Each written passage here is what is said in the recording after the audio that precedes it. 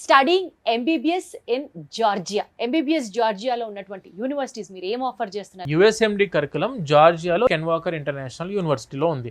Day 1 నుంచి కూడా student prepare అయ్యేది యుఎస్ఎంఎల్ఈకి. అంటే యుఎస్ఎంఎల్ఈకి ప్రిపేర్ అయితే వీళ్ళకి ఏంటి సార్ ఉపయోగం అంటే ఫ్రీ పీజీ యూఎస్ఏలో కొట్టడానికి ఆపర్చునిటీస్ పెరుగుతాయి. అండ్ కెన్ వాకర్ కు ఉన్న ది బెస్ట్ బ్యూటీ ఏంటంటే మేడం, జార్జియా టు జార్జియా. అంటే మనం చదువుకునేది Ken Walker international university in Georgia which is in Tbilisi. ఈ కెన్ వాకర్ ఇంటర్నేషనల్ యూనివర్సిటీ యొక్క చైర్మన్ ఆయన పేరు ఆర్చిల్ ఉండలిష్విల్లి గారు అని చెప్పి, he is the education programme director of Emory university which is in Atlanta Georgia USA. Emory university which is the world's 3rd ranking university in MBBS medical programme. ఇక్కడ Ken వాకర్లో చదువుకున్న students they can go for clinical observations to Emory university. Georgia మనం చదువుకుంటున్న 6 సంవత్సరాల కోర్సులోనే after completing of your second year from 3rd year itself student MBBS చదువుకుంటూ జార్జియాలో అంటే యుఎస్ఏ జార్జియాలో ఉన్న ఎమోరీ యూనివర్సిటీకి వెళ్ళి క్లినికల్ అబ్జర్వేషన్స్ లో పార్టిసిపేట్ చేయొచ్చు. అంటే దానివల్ల ఉపయోగం వస్తుంది,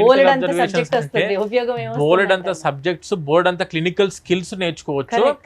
అండ్ అదే కాకుండా అక్కడ ఎమోరీ యూనివర్సిటీ నుంచి ఉన్న యాక్టివ్ ఫిజిషియన్ ఎవరైతే ఉంటారో అక్కడ నుంచి మీకు లెటర్ ఆఫ్ రికమెండేషన్స్ వస్తాయి, LORs. దీనివల్ల స్టూడెంట్ కి ఏం ఉపయోగం వస్తుంది అంటే USMLE consist of 3 steps madam. Examination USMLE exam 3 steps లో ఉంటుంది. Step 1, Step 2 and Step 3. Step 1 వచ్చేసి బేసిక్ సైన్సెస్ మీద, మామూలు సబ్జెక్టుల మీద ఉంటుంది, బేసిక్ ఎడ్యుకేషన్ మీద ఉంటుంది. ఇది 3rd year exam. 3rd year complete అయిపోయిన తర్వాత స్టూడెంట్ Step 1 రాయాలి. అండ్ Step 2 వచ్చేసరికి 5th ఇయర్ కంప్లీట్ అయిపోయాక 6th ఇయర్లో Step 2 రాస్తారు.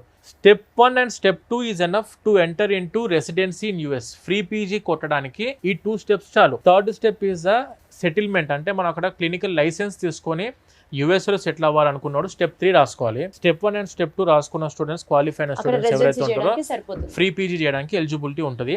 6th ఇయర్ కంప్లీట్ అయ్యే కంటే ముందే మన కెన్ వాకర్ స్టూడెంట్స్ యుఎస్లో ఫ్రీ పీజీ కొట్టొచ్చు.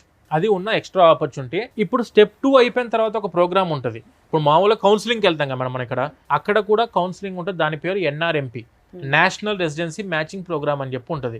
ఈ NRMPలో మనం రిజిస్టర్ అయ్యి స్టూడెంట్ హాస్పిటల్స్ సెలెక్ట్ చేసుకోవాలి. అక్కడ పీజీ ఇచ్చే హాస్పిటల్స్ యుఎస్లో, ఆ హాస్పిటల్స్ని సెలెక్ట్ చేసుకున్న తర్వాత NRMPలో వాడు ఫస్ట్ అడిగేది ఏంటంటే, do you have any knowledge on clinical system or medical system in US?